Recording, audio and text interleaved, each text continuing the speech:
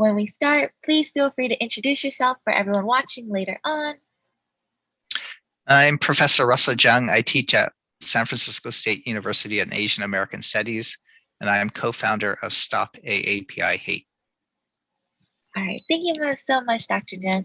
Please tell us about how your AAPI identity and your experiences influence the work that you do. You mentioned that you're a founder of Stop AAPI Hate. I hope you could get into that and let us know. Okay, I'm fifth generation Chinese American. And so a lot of what's happened throughout Asian American history, the Chinese Exclusion Act, the Angel Island detentions, the segregation and discrimination that Asian Americans face, have my family's experienced. So I grew up in San Francisco, went to Chinatown a lot. And even though I'm fifth generation, we were pretty connected, or we went to Chinatown a lot, and so we were connected in that way. And I saw how immigrants worked so hard, but lived in poverty and in hard conditions. And so that really shaped me and my subsequent activism, my desire for justice, my recognition that America isn't equal or fair, and that I wanted to make things right. And so I think in that way, knowing my family history and knowing how immigrants had difficulties, I think that part of my Asian background shaped my subsequent background of wanting to help other Asian Americans. I recognize I had a lot of privilege, but I wanted to use that responsibly to help others.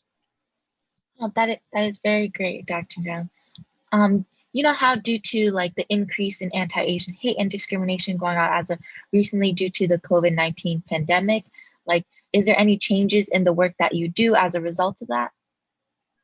Yeah, it's really changed my life. I wasn't planning to research racism and hate.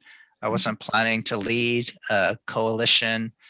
So it's really changed my life path and my foreseeable future.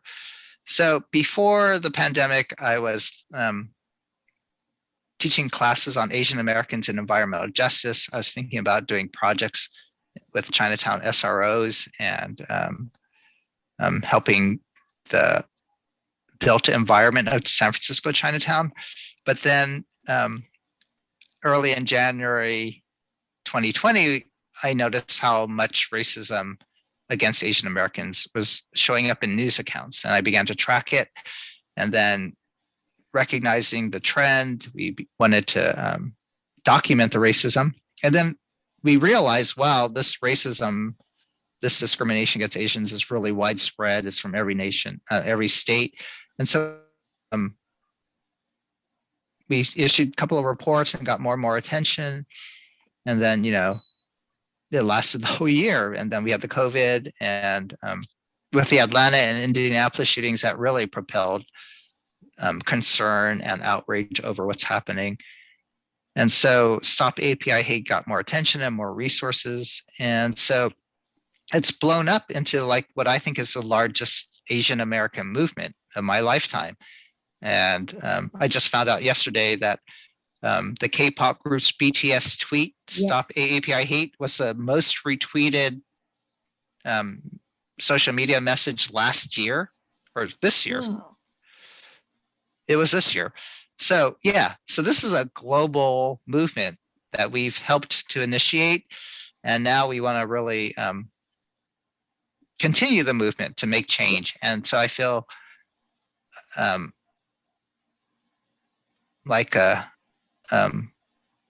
I have to use this moment to really help empower the community. And so I want to help in that way. That's very amazing, Dr. Jeung, with the work that you do, along with being a professor at the same time. Were there any strategies / approaches that worked before and that don't work now for you? Were there any changes in the curriculum you teach? It's not so much the teaching. So I actually shifted a lot, but a lot of what I teach in Asian American studies, I applied to Stop API Hate. The first thing is we needed to document with Asian American voices, what's happening to our community to hold government accountable. So that's why we got firsthand accounts. That's why we created a website. That's why we did it in multiple languages so it'd be accessible to the community. Because we're trusted members of the community, people were more willing to report to us and government. And that's why we got so many reports. And then what we wanted to do is amplify the voices of Asian Americans. So that's all part of ethnic studies. That's all part of what I teach. So we documented what's happening, and then we wanted to frame the issue not just as a few prejudiced people, but this is systemic racism. This is structural racism. This comes from the political rhetoric. And so that's framing the narrative, changing the narrative. And I think we were able to do that successfully. So I teach about that too, how to message what's happening and how to understand and analyze structural racism. So we wanted to document with data. We wanted to frame the message about structural racism. And thirdly, I think we wanted to make change by not having these knee-jerk reactions like hate crimes enforcement, but we want to prevent racism beforehand. That's why we want to promote ethnic studies. And so we wanted to develop comprehensive policies. And I think all these strategies and ways of building the movement, I've learned from previous Asian American movements. Oh, yes. You mentioned amplifying the voices of Asian Americans, especially during this time, and like sending the message on. And how do you think we can start conversations about anti-Asian hate and discrimination within our families and our communities? Like, how do you suppose we could start that conversation? Because I feel like especially in Asian American cultures, there's often an approach to keeping your head down or like a heavy emphasis on assimilation. For me personally, I remember growing up and my parents would tell me like, oh, like just focus in school, like stay out of trouble. Like if anyone's causing trouble, just ignore them. Like just keep your head on straight and just focus on school, school, school. Like, how do you think we could approach this barrier or that challenge? I think elders and first generation people recognize that racism is a problem. That's, in our reporting center, we have a high percentage of limited English speaking people using non-English websites to report. So they recognize mistreatment when they see it. Yeah.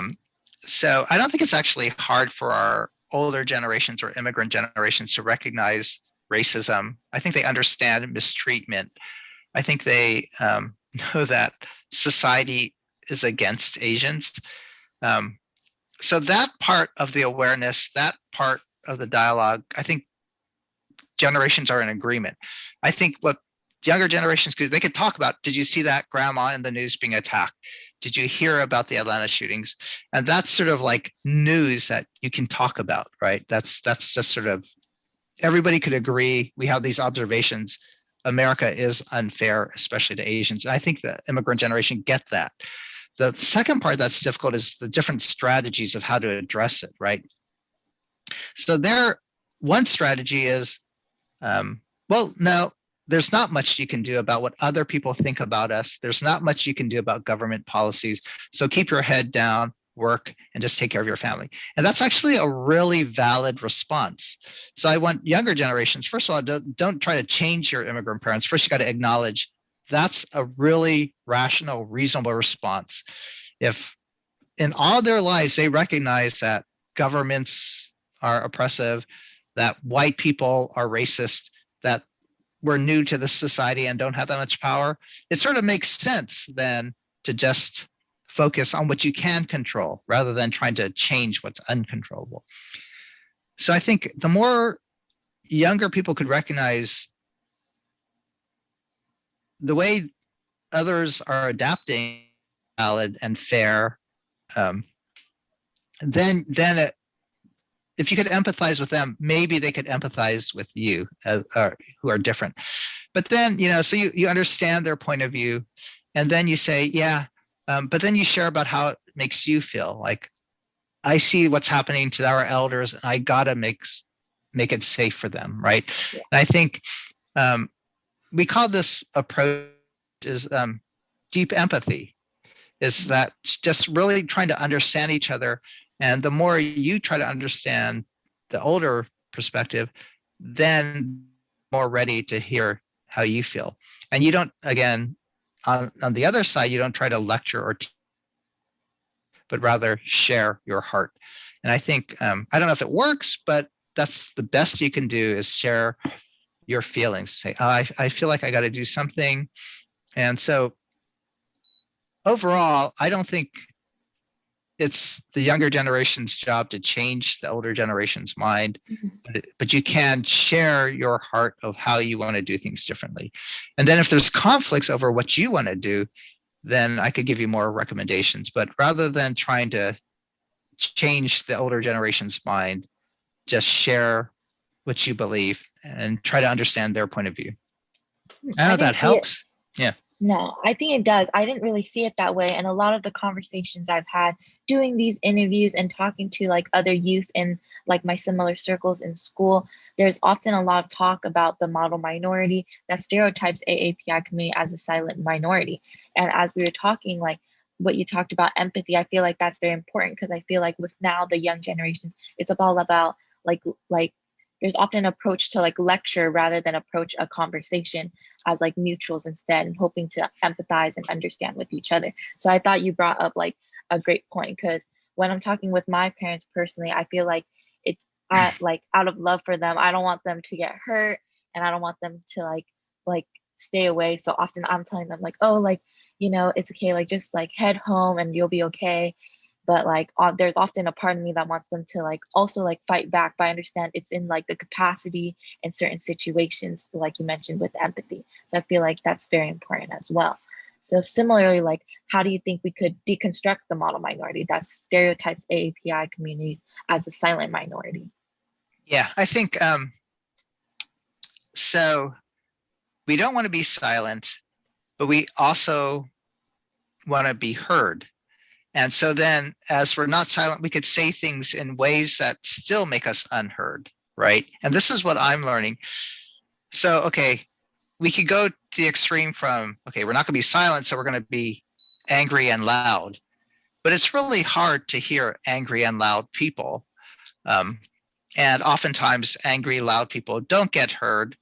They're just expressing their anger and loudness, but not expressing the content, maybe not even expressing the hurt and the pain well.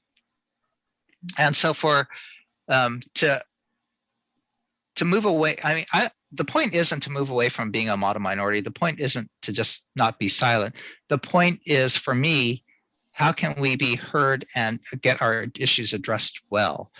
And so that means learning how to speak well so that others can hear us, right? And but we have no models because we're either silent or we're angry and loud, right? Because that's all our parents are. The only times they talk to us are when they're not talking or when they're just really angry and loud, right? And so for me, my only model from elders is like, we don't talk, we laugh sometimes and we joke, and then on serious matters, we get angry and yell at each other, right? And so for me, that's my model. That's all I know, especially as a male. That's the only communication pattern. And like, it's really ineffective. It's like, it's taken me like 60 years to realize people don't listen to you as much when you talk like this, with this tone, with this heart. And so if you want to get rid of the model minority silent image, you got to learn how to speak well in a ways to help the other people hear with empathy. And the way you get other people to hear your pain, your heart, what you want to see change, is that you first listen to them. And once they say their piece, then usually people are open to listening to you. So I agree, fight, say what you want to say. Don't be silent. You got to voice your concerns, but be careful how you say things, because what I find is that hurt people. And so Asians have been hurt. So I think even, okay, this is going to go long. Colonization and violence have actually made us more silent, right? We've been oppressed. And so we've been silenced by the courts in America. We haven't been given voting rights. So there's a pattern of not speaking because it doesn't work in America. And if you come as an undocumented person, like my grandparents It doesn't make sense to stand out. So there's a lot of systems that make us the silent group. You know, when we're at home, when you're riding the bus in Chinatown, people are loud. When you're at dim sum, people are loud. But among broader society, Asians are more quiet because we haven't had power. Speaking out hasn't always helped. So being silent has been an adaptive measure. It's been also an oppressive measure. So it's not part of our culture to be silent. It's part of the system that's made us silent. And so, but then, so we're frustrated and made silent, and then we take out that anger and that oppression within our family or within ourselves, right? And so that's what I see in my family dynamic is that, so we're sort of oppressed minorities in broader society. So people express their frustration to their family in loud, angry ways. Yeah. And then the pattern gets perpetuated. So I grew up learning how the only way I could say things is out of anger and frustration and dominance. And then I do that to my kids. I do that to my wife. And so hurt people, right? And so racism has traumatized us so that our family patterns are traumatizing to each other. Or that's what I see in my family. And I want to stop that cycle of violence. I know, yeah, we could blame racism. We could blame our grandparents, our own parents. But eventually, the responsibility to stop that cycle lies with me. And I don't want to pass it on to people I work with. I don't want to pass it on to my family. I don't want to pass it on even to white people. Because then if Asians just become in power, we could just be as much the oppressors and exploiters, right? Yes. So the way to stop that cycle of violence, the way we have to speak out is to learn how to reimagine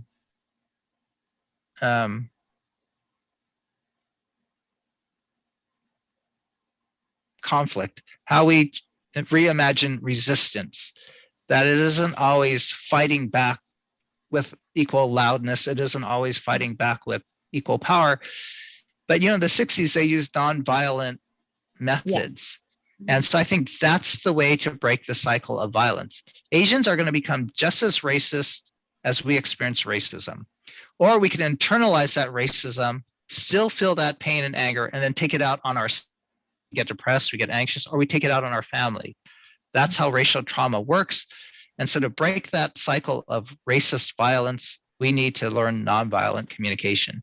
So that's what I'm learning. And this is what I'm going to start writing about. This is what I want to say to young people is, yes, yeah, don't be silent, but learn how to communicate well so that others can hear. Share your heart, share your stories well, maybe in spoken word, maybe through your art, maybe through your dance, but learn to communicate well so that others can feel it rather than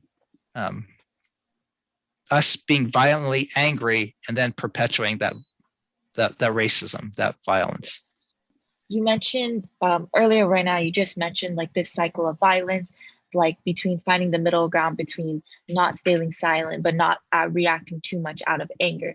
And I feel like along the mix there, like along the way, we make the invisible, not us necessarily, but the invisibility of Asian American grief, like becomes invisible along the way through our anger as well. So how do you suggest like we find that middle ground, like to end this cycle of violence in a sense? Like what are some methods you think would work or like have worked in the past? I think Asians, there's lots of ways Asian Americans have expressed their pain and anger. You know, you see it in the poetry on Angel Island, right? Walls. You see it in, again, contemporary social media. There's lots of, I think TikTok and YouTube are the ways young people express their hearts and anger and frustration. So arts and writing, creative ways to express our feelings are always useful. Music.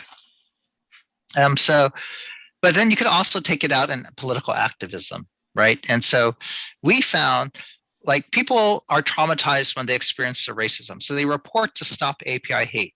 Just the practice of reporting to Stop API Hate actually helps them, right? Because it translates their anger to action. It helps externalize. I'm feeling all this stuff because I was mistreated. And then you express it to someone else who hears, Yes. and you feel like you're doing something useful. That helps you with your anger. So share it with other Asian Americans to develop that collective voice. That's, I think, the benefit of Stop API Hate, besides documenting the issue, besides reframing racism, besides pushing for policies. It's given Asian Americans an outlet to express their pain, and it's actually helped their mental health. We've actually studied that and found that. So that's been like a unintended side benefit of Stop API Hate, as we've been actually a platform, a sounding board for us to translate our anger into action. So I think taking political action is another way to express yourself. Join organizations and don't try to be the lone voice, complaining and arguing, but work with others to amplify your voices. And maybe together with others, you could channel a lot of that pain, anger, concerns in a better way. So you sort of work with each other, like, okay, we feel this, how do we share it? And it could be together you do it in angry protests, and that's valid. It could be we do it in poetry. It could be you do it in political action. There's lots of ways. I'm not going to say one way is invalid, but I do know that doing it together amplifies that voice. No, yes, I feel like in this era right now, especially with TikTok, YouTube, social media, Instagram, like there's a lot of activists moving on to these social media platforms at the same time. Because when I open TikTok, I see a lot of Asian Americans posting, revoicing certain stories, like re-amplifying others' voices. And I think that's beautiful. But moving forward, what strategies or approaches do you suggest that we could mobilize other community members, such as other racial and ethnic groups and policymakers, to address anti-Asian hate and discrimination, like not just us? Yeah. Okay. So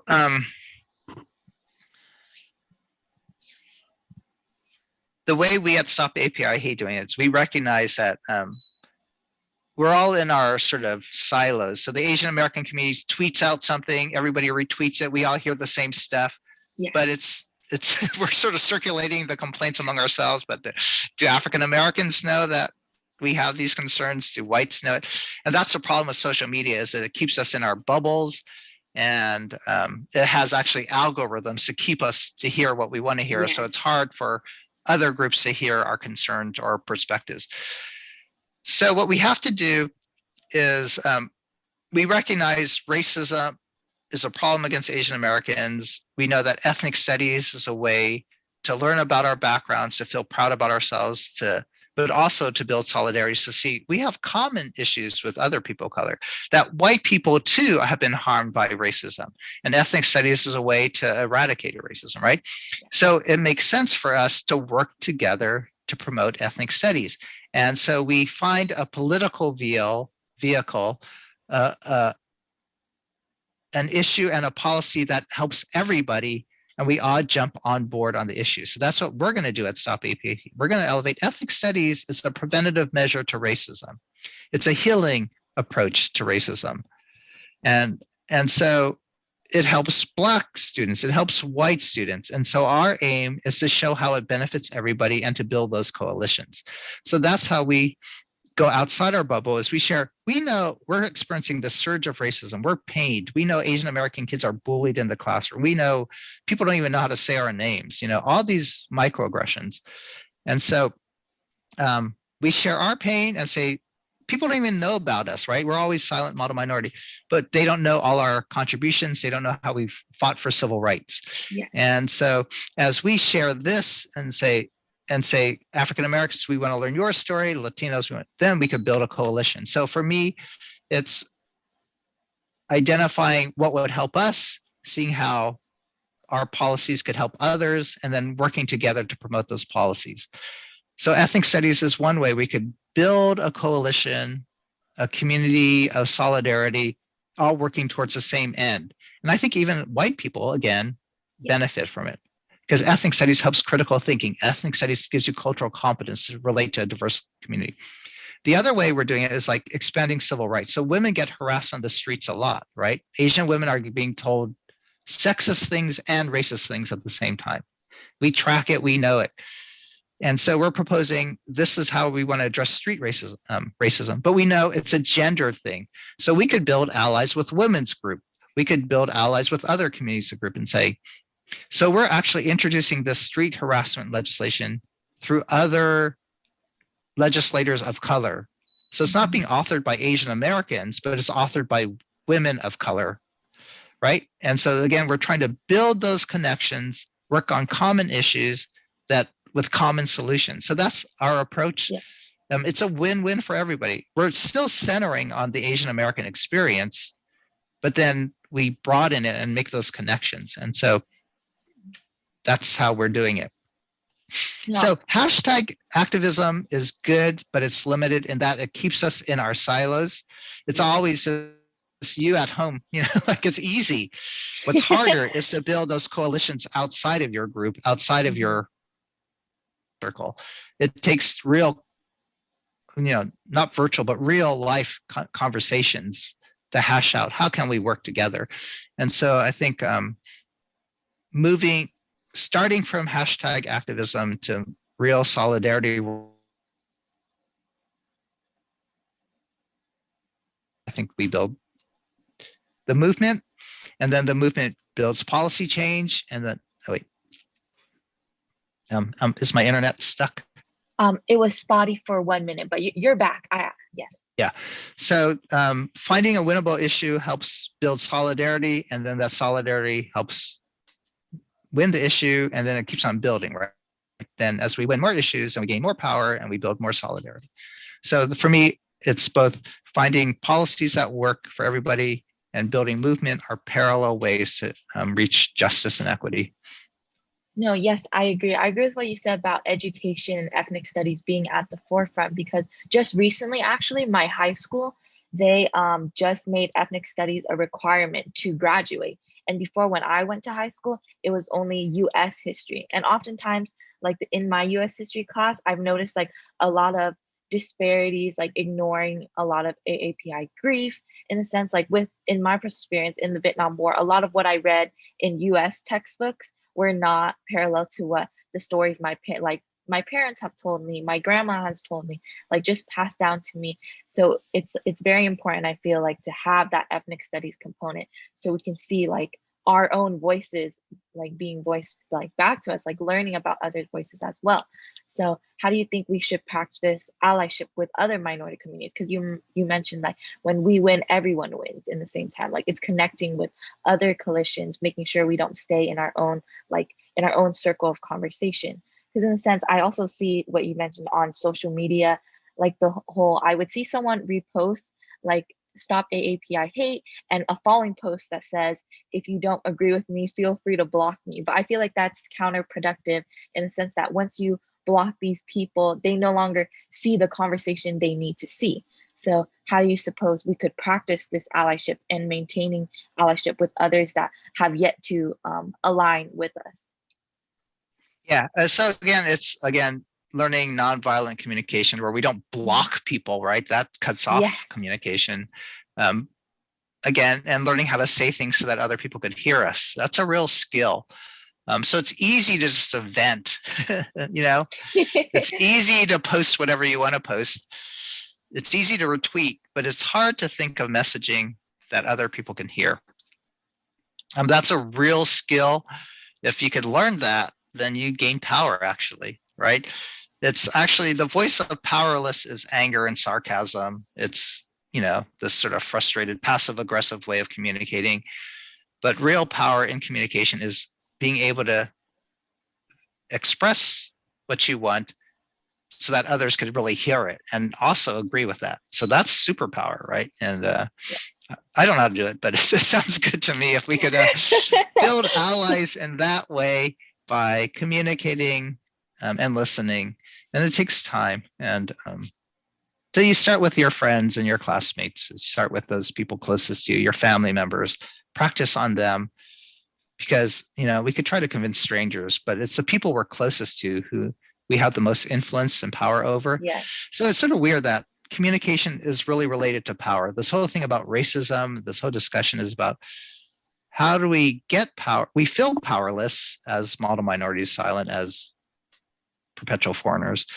How do we gain power and then use that power well, right? So my fear again is that Asians could gain power, but we could just be like oppressed people become oppressors, right? Exploited people become Yes. exploiters.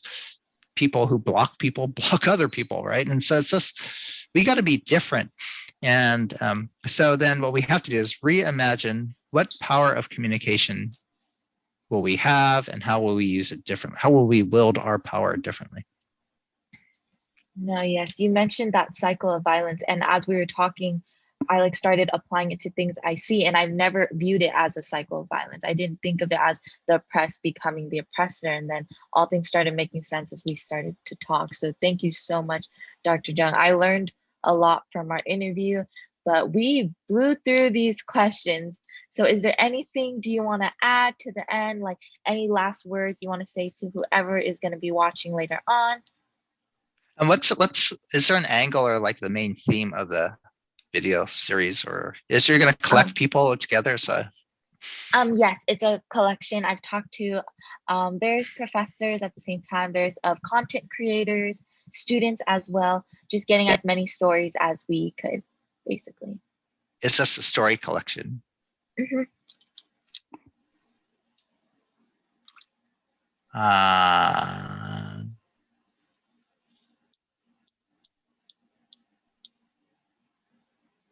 let me and the themes about the stories are, is it the Like, model minority or is it the um, theme about, well, for the interview portion, those that I am interviewing, we mostly center on AAPI hate and discrimination, how to combat it. Like our sector is more like educational in the sense, like informative, like just taking a learning lesson from everyone. okay, can I do a final Yeah, thing of about, course, of course. um so to the question, how do we combat AAPI hate? And for me, it's always about, we want to get to the source of the problem, not go downstream and address the problem when it's already been manifest. So again, we want to stop racism and prevent it from occurring rather than enforcing a hate crime where someone's already acted racistly and we have to arrest them, right, and incarcerate them. That doesn't do any good. It's already, racism has already occurred. So for me, figure out what the source is and then prevent and address that source. And for me, to stop API hate, the two main problems currently are that we're seen as perpetual foreigners. The issue isn't the model minority. The issue is that people see us as outsiders to this nation, outsiders to a neighborhood. They don't think our grandmas are so smart, so let's beat her up. They say grandma looks different, grandma talks funny, grandma dresses weird, and that's why we're gonna, spit on her. So it's because they see us as outsiders. And so we have to change this narrative that Asians are perpetual foreigners who don't belong. We have to reconceive America so that everybody belongs, that even if you are a foreigner, it's okay and you're going to be treated well. So for me, that's the first source of the problem, is we're seen as foreigners. The second source among East Asians is that China is the enemy of America. Mhm. And the more people bash China, then the more people feel free to bash Chinese Americans and people who look Chinese, other Asian Americans. And so we have to better figure out how to do US-China relations to improve our Asian American domestic relations. So for me, combating AAPI hate needs to get at the source of the problem and prevent it from having its sort of disastrous impacts. No, yes. Thank you, Dr. Jung. I learned so much more. Anyway, I hope a lot of everyone watching can take away as much as I took away with empathy, the cycle of violence. Again, that changing the narrative. I've talked to a lot of people and no one actually has mentioned changing the narrative of the perpetual foreigners. So thank you so much, Dr. Jung. As well, that concludes our interview. I'm gonna stop the recording right here.